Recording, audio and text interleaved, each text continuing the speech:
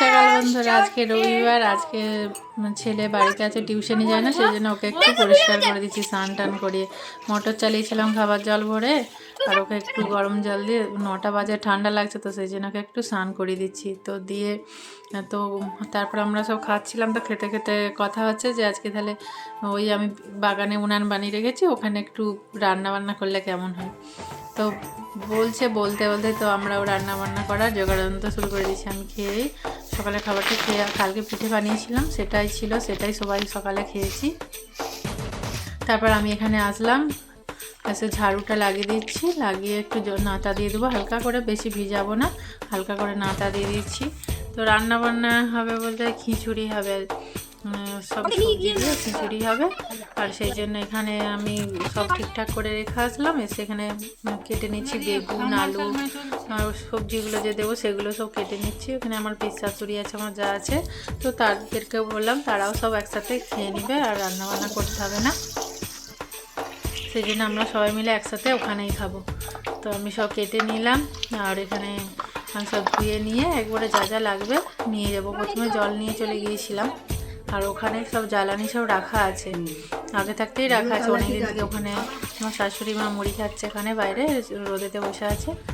আর অনেক দিন থেকেই বানাবো করি রান্না, ওখানে কিছু তো হয়ে ওঠে না, কেননা বাড়ি থেকে একটু সামান্য দূরেতে ঘুরে ঘুরে যেতে হয়, সামনের রাস্তাটা জল থাকে বলে যেতে পারি না।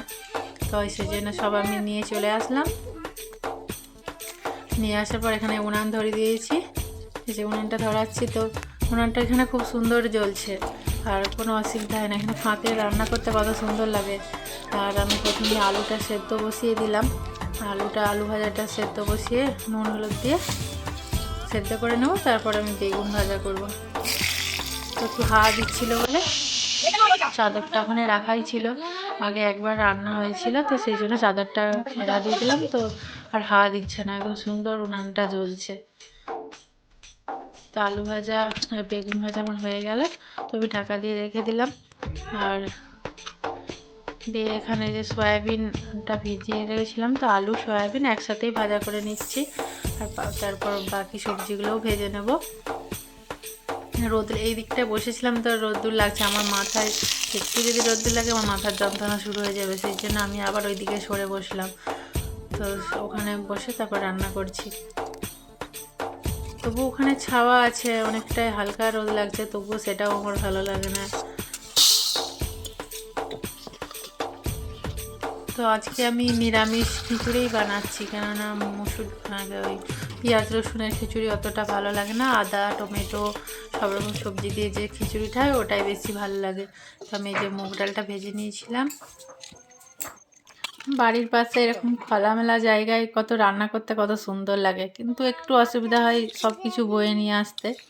তো সেটা সবাই মিলে যদি একটু জোগাড় যন্ত্র করে দেয় তাহলে খুবই ভালো হয়। তো আমার যা আসলো, তো বলছি তাহলে জিরেটা আমি গুঁড়ি দিয়েছি, আমি ওটাই করে দিলে তো আমার খিচুড়ি যে রান্না হয়ে গেছে। আর আবার সব ছেলেরা ওইদিকেই খেলছে, ওদিকে ডাকছে চলে খেয়ে নে, অনেক বেলা হয়েছে, 1টা 10 বাজছে, তখন আমার বানানো হয়েছে। তো ওখানে গিয়েছিলাম 11টার সময় করে, তো খুবই তাড়াতাড়ি করে বানানো হয়েছে, কেননা অনেক বেলা হয়ে যাচ্ছে, খিদে পাবে সবাইকে। তো আমার পিস শাশুড়ি আর শাশুড়ি তো এখানে আসতে পারবে না, সেই জন্য তাদের জন্য আগে তুলে বাড়িতে দিয়ে আসবো। ওখানে আমি বাড়িতে দিয়ে আসছি, এসে তারপর আবার সবাইকে এখানে খেতে দিচ্ছি। পিস শাশুড়ি যেখানে থাকে সেখানে দিয়েছি, আর শাশুড়ি মা আমার ঘরে থাকে, আমাদের ঘরে, সেখানে আমি শাশুড়ি মাকে দিয়ে চলে আসছি। এসে এখানে আমার ছেলে আর যা আমার বর সবাই খেতে বসেছে। আর একজন আমার ছোটো মেয়ে স্নান করছে, সে আসলে তারপর তাকেও খেতে দেবো।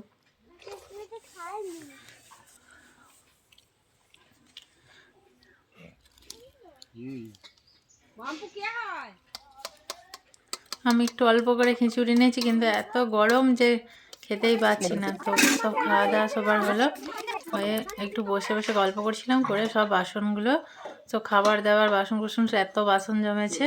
ওখানে কলা পাতায় খেলে হতো, কিন্তু কলা পাতাগুলো এত নোংরা, সে বাড়িতে আসতে হবে ধোয়ার জন্য। তো সব এসে বাসনগুলো ধুয়ে নিলাম। আমি গিয়েছিলাম একটু এক জায়গায়, ওখানে একটু কাজ দরকার ছিল,